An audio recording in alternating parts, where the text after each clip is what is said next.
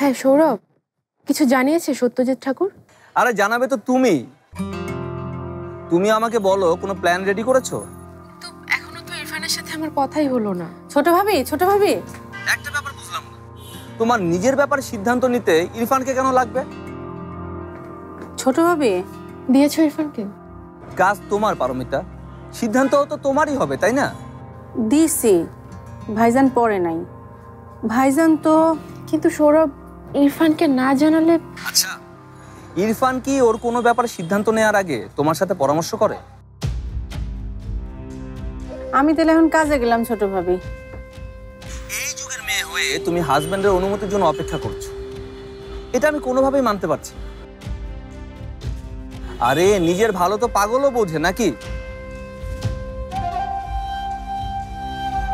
সত্যজিৎ ঠাকুর যে অফার দিয়েছে, সে অফার কতজনের ভাগ্যে জোটে বলো তো?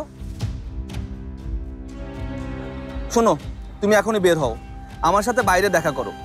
আমরা দুজন প্ল্যানিং করে সত্যজিৎ ঠাকুরকে আজকেই জানাবো আমরা কি করতে চাই, কিভাবে করতে চাই। বাইরে মানে সৌরভ, আমি আসলে বাইরে মানে বাইরে, তোমার বাসায় তো নানান ঝামেলা। শোনো, কোটি কোটি মানুষের ভালোবাসায় ফ্রিজ, টিভি এবং এসিতে দেশের 1 নম্বর ব্র্যান্ড ওয়ালটন।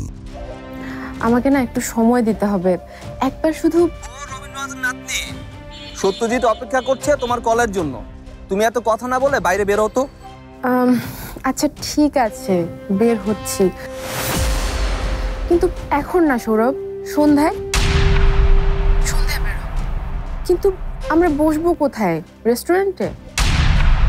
আমি সবকিছু ঠিক করে রাখবো, তুমি কোনো চিন্তা করো না। আমরা ডিনার করবো একসাথে। ওকে ঠিক আছে, ডিনার করব, রাখি।